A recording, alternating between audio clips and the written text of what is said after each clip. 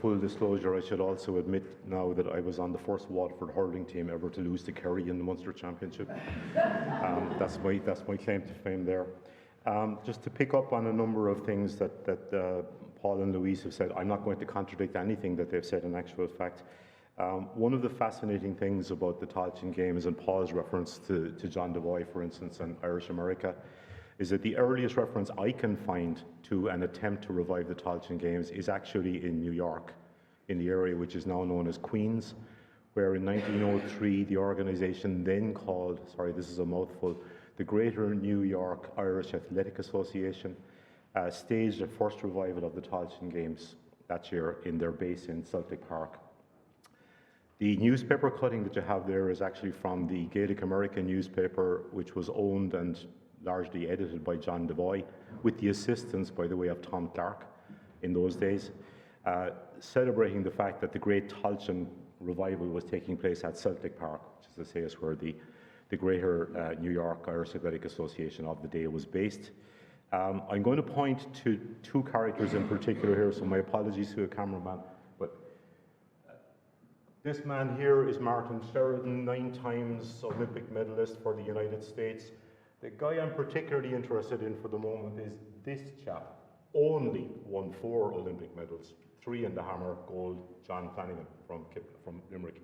In 19 minutes' time, you'll see why I'm referring to him, okay? He's at and competing in the Tailteann Games in 1903 in New York. J.J. Walsh, as Paul has mentioned before, was very, very strong on the idea of the Tailteann Games being an international vision of Ireland and of the Irish diaspora uniting. He refers to wanting to bring together 20 or 30 million of our kith and kin scattered throughout the globe. Éineach Tailteann as a racial programme repeated every 4 years in the capital of the homeland could, if vigorously organised, draw tens of thousands of Irish men and women from the ends of the earth to the soil of their forebears. There are touches in that of Mein Kampf, dare I say. I know it sounds awful, but that linking of racial identity and all that is very, very strong. In Greece, by the way, in the 1920s, you'll get Venizelos and his government at the time, not a million miles different from this embracing of a greater national identity in post-World War I times. Obviously, we were thinking mostly of places like the USA, Canada. Newfoundland was distinguished from Canada, believe it or not, don't ask me why. England, Scotland, Wales, South Africa, and others as well. There is no doubt whatsoever that there was huge interest generated for the Tailteann Games in the United States. I deliberately avoided the usual suspects of New York and Boston. You have their newspapers taken from Imperial Valley in Southern California, Seattle, for want of a better way of putting it, West Coast newspapers, you know. There was serious interest in the fact that Ireland was going to stage the Tailteann Games. To look at a little bit of a more micro fashion, I found the story of Welsh hurling fascinating. There were at least 5 hurling clubs still going in Glamorgan in South Wales. For fans of Gavin and Stacey, I've just cut off Barry Island. It's just down at the bottom of the picture there. But Maesteg, Cardiff, Tonypandy, all of these places had little hurling teams. And they had to suspend the entire Welsh Hurling League at one stage in 1924 in order to have trial games for the Tailteann Games. They found a field just south of Tonypandy and staged the trial games. And Maesteg whopped Cardiff in the final. Dare I say that Maesteg rarely have whopped Cardiff in anything since, but in hurling in 1924, Maesteg were the Welsh best team. The entire Welsh effort in the Tailteann Games was sponsored by Edward Kern, son of an Irish emigrant, stonemason in actual fact, but owner of a major steelworks which made a lot of money during the First World War. The ball was thrown in by the local Labour MP that day as well.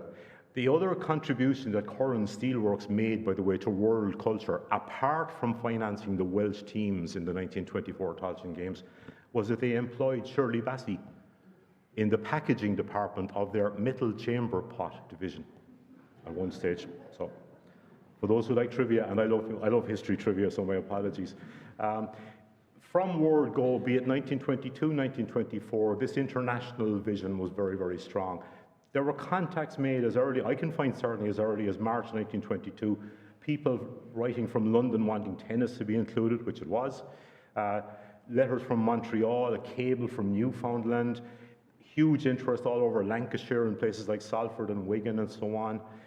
In addition to Edward Kern, you had benefactors who had done well in Irish diaspora societies all over Britain. Likewise in America. Now, we did send a couple of organisers to the United States. M.F. O'Hanlon and Seamus Dobbin appear a lot in the notes in terms of the minutes of the meetings and so on, pushing Irish America to get involved, you know. Oftentimes, prominent Irish Americans came up with the funds as well to help support the teams. Judge O'Dwyer in New York, whom I believe is brother of Paul O'Dwyer, the famous lawyer who has a street named after him in New York, financed the hurling and football teams. Archbishop Mannix in Australia was singled out by J.J. Walsh afterwards for his patriotism and personal sacrifice in supporting the Australian teams. Though I will say, J.J. Walsh, just prior to the Paris Olympics, which bear in mind were just prior to the Tailteann Games, went to Paris to persuade Australians and others to come to Ireland as well. Okay? One of the interesting things, and I think this is a shift in emphasis, in 1922 there was a draft program produced, and it was full of the sort of stuff that Louise and Paul have been talking about, this Celtic mythology and so on. By 1924, we were still dishing out a lot of that, but I think there was a lot more of a pragmatic note, and the brochure, certainly the program for the 1924 games that I've seen in the National Archives, has 75% of it is about tourism, promoting travel, promoting the hotels and restaurants of Dublin through the Garden of Ireland, where I'll be going in a minute back to the wedding, and so on, you know. There's certainly a realization that it wasn't just about attracting the Irish race back, it was about attracting, dare I say, paying customers, for want of a better way of putting it, who would benefit the economy as well. Not everything went smoothly. Apart from the Civil War intervening, I came across in Lausanne a letter, the correspondence is a bit incomplete. In Switzerland, they had the Irish correspondence to the International Olympic Committee, but I have never found in Ireland the correspondence from Baron de Coubertin back. So I have to speculate slightly. But certainly, I think through the auspices of Kit Ryan, who was Professor of French in UCD, she did the translation work, she would have been wife of Shanti O'Callig. A letter was sent to the International Olympic Committee by, now be careful here, not J.J. Walsh, but J.J. Keane was the designated athletics guru for the Tailteann Games. He was also the head of the Olympic Council of Ireland. Writes to Baron de Coubertin, gushing about the fact that we were about to stage our own Olympics for the Irish race, etc., etc. This is in April 1922, so we were still on for August 1922 at that stage. And something came back from the Baron. And knowing what I know about the Baron, I'm not in the least bit surprised. Under no circumstances was the International Olympic Committee going to tolerate some kind of rival event. No way. So whatever came back, I'd love to find the document, but I've never seen it. But a month later, boy, did J.J. Keane have to eat humble pie and apologise that, in actual fact, I didn't really mean we were going to rival the Olympics at all, and so on and so on. Truth be told, we were trying to rival the Olympics. I have no doubt whatsoever. Not alone were we modelling the Tailteann Games on the Olympics, and ultimately we had more competitors than the Olympics, as Paul and Mike and others have often attested to.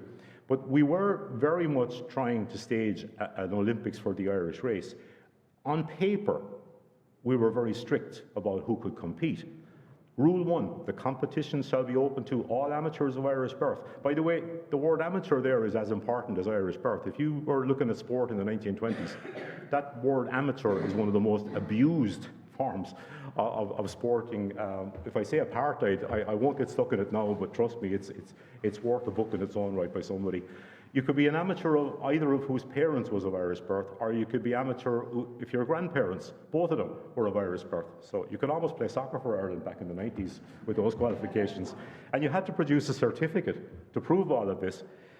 We did try, as Paul mentioned earlier, to broaden the scope a little bit, shall we say, of Irish sport. We internationalised things a little bit. To the athletics programme, for instance, we added quite a few, I'm going to call them Irish versions of things. Throwing the 56-pound weight over a bar and running as fast as you could away before it came down was a very typical Irish sport that was added. Long puck in hurling, long kick in football. Rounders. We decided that rounders was as Paul has said, the parent of baseball. Unfortunately, when the committee met to draw up the rules for rounders, they found there were none. And who did they have to contact to get the rules for rounders? The Baseball Association in the USA. Chess, believed to have been founded by the Irish, as far as I know, it's the Indians in about 600 BC. They didn't even have proper timing clocks in Ireland for chess competitions. We had to get them from Germany, and then the organisers ran into trouble with the customs and excise people. And it was only on the commitment that the timing clocks would be sent back to Germany and were not actually being purchased that the customs duties were waived, you know. To put things in context, yes, the place did have a lot of people coming from the Irish diaspora. But sport in 1924 was more complex than that. For instance, in the American context, the American Olympic Association's own report talks about how after the Paris Games, they sent athletes and swimmers and others all over Europe, Berlin, Stockholm, to Austria, Budapest, etc., etc. Certainly, they did send a large team to Ireland. Okay, I'm delighted I put in Euphrasia Donnelly there, given Louise's talk earlier, but Fraze Donnelly was the daughter of two Irish immigrants living in Indianapolis. She was sent to the Paris Olympics with funds raised by, I'm going to call it the Indianapolis Chamber of Commerce, for want of a better way of putting it. Took part in the Paris Olympics, also managed to take part in the swimming events in England, and eventually won the 100 metres freestyle in the pond at the zoo in the Phoenix Park during the Tailteann Games. Luckily for Fraze Donnelly, her mother, Sarah Jane McCarthy, no relation, decided to accompany her on the jaunt across Europe at the time, obviously to keep her out of deeper water, shall we say, one of the better way of putting it. One of the funniest ones, I suppose, is Irish Johnny Weissmuller, who swam in the same pond in the Phoenix Park. Johnny Weissmuller, that's his immigration papers where am I now? Arriving in New York, in Ellis Island. At 7 months old, he was brought to the United States. Again, I'm going to point, if you don't mind. There. This is Johann Weissmuller, 7 months old. His mother, his sister, and himself are all down as ethnically German.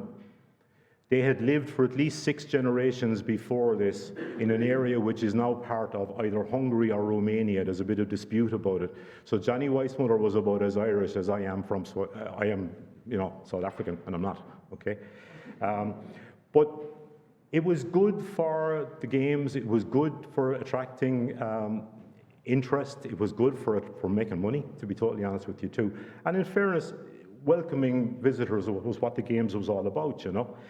We did have a lot of diaspora people coming to visit. One of the most prominent, one of the most famous is John Devoy, who, as I say, was way back along, was interested in the Tailteann Games. He seems to have come to Ireland on a private visit. His sister had died a few months previously, and I know he was invited by his nephew and niece to come. But when John Devoy came, he was absolutely embraced by the government of the day because they had signed the treaty. And while John Devoy was known as an avid Republican, he did not like Eamon de Valera. And John Devoy was actually wined and dined by the Free State government. That photograph there shows Garrett's dad, that's Desmond Fitzgerald, welcoming John Devoy off the boat in Cove, you know. Devoy gave his usual stuff about, you know, wonderful Irish race, etc., etc. But he also, by the way, met up with a former girlfriend that he seems to have abandoned when he went to America. And she waited for 12 years for him before marrying somebody else. By the time Devoy came back, she was a widow, and he actually proposed to her. He met her on the street in Kill one day, you know, and she turned him down. So it's another sad story of the diaspora. Lots and lots of foreign visitors. You can see people like the Persian delegate to the League of Nations and the Brazilian ambassador to the Holy See. I can only imagine that Irish diplomats at League of Nations and various other were saying to guys for the previous 6 months in 1924, listen, do you know what you need to be doing next August? Come on over to Dublin and see a bit of the horse show, and we've these games going on as well, and you'll have a great time, you know. Compton Mackenzie is interesting. If you ever remember that famous black and white film, Whiskey Galore, that's Compton Mackenzie. But Compton Mackenzie he was Scottish, he acted as a judge in a number of the arts competitions and so on, and went home, and 4 years later became one of the founding members of the Scottish National Party. Maybe he was inspired by the Tailteann Games, who knows. You had a huge international program of theatre and so on as well. What's interesting is it wasn't all the old-style stage Irish or Irish nationalist stuff. There's a performance of Macbeth in there. There's a performance of a German operetta about Madame de Pompadour in there. You all know, I'm sure, John McCormack came and sang gloriously at the Tailteann Games. What you may not know is he must have been so proud, because 20 years before those Tailteann Games, as a young, up-and-coming tenor, John McCormack went on strike at the World Fair in St. Louis in protest at the portrayal of a stage Irish buffoon in a drama that was on in the same show that he was on. So for him to come to Ireland to meet his hero, Tom Kiely, the athlete, and to sing at the Tailteann Games must have been a fantastic thing for him, you know. I think in a funny way, we showed more Olympic spirit than the Olympics in Paris did. Those Olympics, as you possibly know if you're old enough, were immortalized in Chariots of Fire, that film. But we were kind at times, to the point of being too kind. Harold Osborne, the fantastic American high jumper and decathlete, took part in the games at Croke Park, and unfortunately in the decathlon event got injured part of the way through. But his rivals, one Irish, one American, decided that he was so famous they couldn't possibly beat him in those circumstances, and they wanted him awarded full points for all the events he couldn't even compete in. So there's an example of generosity. Even more strange is Charlie Purdy. Now, if you know boxing, and I don't know boxing, but this makes no sense. Charlie Purdy, the New Zealand boxer, was knocked out in the first round in his event in the Paris Olympics. He comes to Ireland, ends up in a final against Paddy Dwyer from Thurles, who had reached the semi-final of the Olympic boxing tournament, 2 weights above Charlie Purdy, and Purdy beats him. I reckon Paddy Dwyer from Thurles decided to just go easy on him. He has to, you know. It makes no sense. Nobody who knows anything about boxing would say otherwise, you know. Huge coverage of the international events across the newspapers in Ireland. Handball in Ballymun, water polo, Wales beat England, etc., tennis. The one that's probably sad is I think this is the inaugural international camogie match, where Ireland beat England 8-0. Ireland, by the way, was Wicklow, so anybody from Wicklow who wants a claim to fame, I think you have the first international camogie team. But they didn't even cut the grass. They didn't even cut the grass for the match. So I don't know what that, well, I know what that says, okay, but I love the Murray Cods. This is the nickname given to the Australian oarsmen who travelled for 5 weeks solid on ship to get to the Paris Olympics and were beaten in 6 minutes in one race, knocked out. They were stuck. They were kind of short of money and wondering, what will we do now? We can't go home too soon and all this. So they end up in Ireland, where they got royally wined and dined and beaten by an Irish club team in Island Bridge in both 4s and 8s. Okay, they weren't great. It's that simple. That's partly why they were called them. A Murray cod, by the way, is a 6-foot-long, 100-kilo fish, freshwater fish in Australia. But they were lovely guys, apparently, to have a drink with. Okay, international hurling, as I say, I mentioned already. It's a pity, in a way, knowing at least what I know of the effort that went into sending a team from Wales, that when Wales was beaten by Ireland, they were defeated after a moderate display, according to, I think that's the Freeman's Journal on the 9th of August, you know. Maybe we should have paid a little bit more respect to the effort that went into the international community. Ireland beat America in the final anyway. Before I finish, I don't want to make too light of the Tailteann Games. I mean, some of the stuff is funny and some of the stuff is ironic, But you were looking at serious quality in a lot of the events. There were the holders of 23, am I right, Paul, Mike? 23 Olympic medals came to the Tailteann Games in 1924. If you look at the athletics list, for instance, Jackson Schultz, he's one of the characters who's prominent in Chariots of Fire, for instance, the movie. Jackson Schultz, gold and silver medal in Paris. Harold Osborne, 2 gold medals. McMaster, a bronze in the walk. Winter, a gold and broke the world record in Paris. Daniel Kinsey. Even Jack Ryan from Ireland won the steeplechase. Croke Park wasn't a great venue for running races, but they held the steeplechase in the RDS, I assume because they had proper steeplechase jumps. If you think steeplechase jumps in a modern athletics track are heavy, you should see the ones that were jumping over and through 100 years ago. Serious stuff. But Jack Ryan beat a guy in the 3,000 metre steeplechase who had finished 4th in the Olympics. You know, I'll finish with one picture that means a lot to me. Okay, there's a couple of quotations there from the Tailteann Games Committee talking about the wonderful success of the games and that Ireland had now emerged again as a living factor in the universe. Okay, but I love the photograph of the 6, and I'm going to say this, sorry to all Leinster rugby fans, the 6 Munster men standing at the 1928 Tailteann Games opening ceremony. From left, Jack Ryan, who had competed in the Paris Olympics and was in very bad luck not to win a medal. He got injured. Beside him, Pat O'Callaghan, who had just in 1928 won his first Olympic hammer title. Beside him, John McCormack and my hero, Tom Kiely. 59 years of age, walked around the stadium with the flag in one hand. Legend has it, and I'm back to legend again, that when he appeared at the Olympic Games in 1904, he declared that he was representing Tipperary and Ireland. To this day, he's down in the Olympic records as British, even though there was no British team at the 1904 Olympics. Beside him, Peter O'Connor, no legend about this, climbed a flagpole and waved a flag stating Erin on it in Athens in protest at the fact that he was being classed as British. Beside him, with the umbrella, J.J. Keane, the leader of the athletics body and the Olympics, and beside him in the nice, is that a Crombie coat? I'm not good on and bowler hat, is John Flanagan, the guy that I pointed to 20 minutes ago as being at the first Tailteann Games. Here he is back in Ireland, having come back from the States, and he must have been smiling at the success of what had been achieved, you know. So that's it. Done. Okay.